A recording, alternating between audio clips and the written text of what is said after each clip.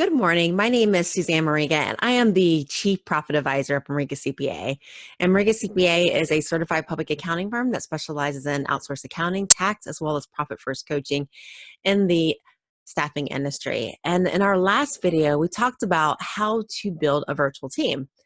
And in our series, we talked about how to find them, how to hire them, what to look for. And today we are going to talk about, as part of our series continuing on, is how to manage a virtual team now that you found the star player that you were looking for. And so now that you've selected a virtual team member, what I recommend is they're normal employees. Treat them like normal employees. Yes, the communication happens over the internet and over video chats and Skype meetings, but at the end of the day, they're employees and they're people, and they deserve the same respect that you would give any employee, whether they were sitting next to you or, in this case, across the world from you. And truth be told, there's no perfect employee, and there's no perfect virtual employee too. And so when you're hiring an employee, what you're going to want to look for is you're going to want to hire based upon the strengths of the individual and based upon the role that you need, and making sure that that employee has the skill set and the soft skills, personality to meet the needs that you have for that role. For example, if you're hiring someone to screen your candidates, yes, anyone can pick up a phone. Yes, anyone can call a candidate and screen them. But does that person have the right listening skills? Do they have the right drive? Do they have the people skills? Do they have the interest? Do they have the judgment to probe a little deeper when they're asking those questions if they're not really sure about a potential candidate's answer?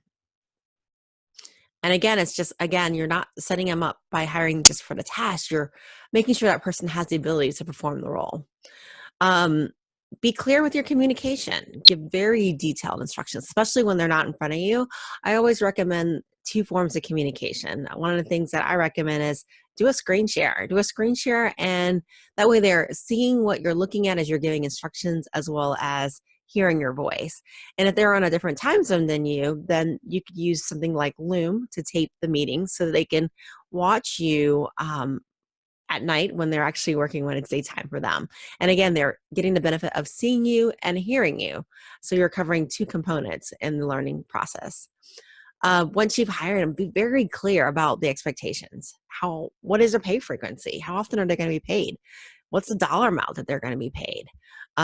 If it's biweekly and they're international, what method are they going to be receiving? Are they going to be receiving it through PayPal, Western Union? How is this payment going to happen? And when you're making payments to your employee, it's very important to know the laws of the country that the employee is in, and even the state. So there may be tax requirements, there may be workers' compensation requirements.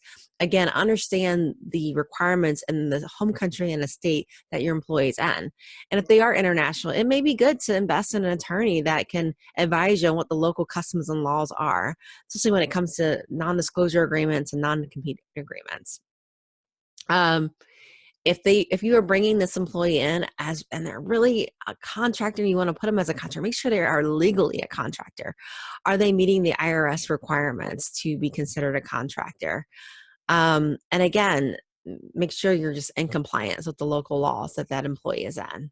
How are you going to track progress? Are you going to have a project management database that's required to be completed and up to date at any given moment? What's your response time requirement? So if you send an email, do you need to have a response back within 24 hours, within a few hours? What is your expectation for frequency of communication and responses?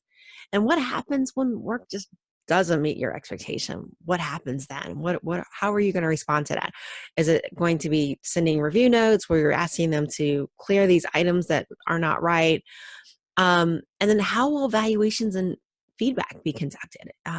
We recommend definitely doing it face-to-face as much as you can, whether that be through a Skype meeting or a Zoom meeting.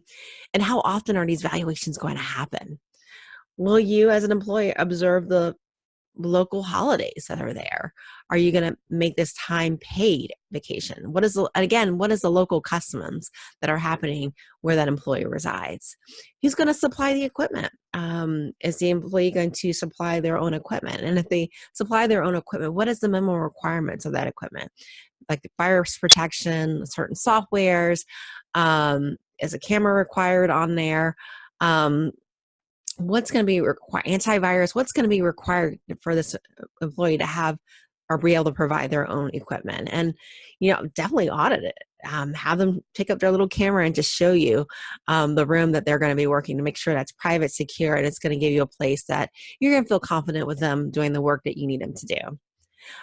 How are you going to gel with this team? Because it's important that even though they're virtual, that you're building a sense of community and belonging, that they feel part of the team, that they're part of your mission. Are you going to have weekly meetings with this employee? And then how do you want them to report their statuses? Is it updating a project management database? Is it giving you a report every night of where they are with their projects? Um, are you going to have annual retreats where everyone just meets in person to get to know each other better and meet the faces that are across the screen? How will you gel with your employees to, even though they're virtual, to make them feel part of your community? What are you going to do to motivate your employees? Are you going to send gift cards? Are you going to do Christmas bonuses? Um, and I think the big thing is treat your virtual employees like you would a local one. I hope that this video is helpful, and I look forward to us speaking again.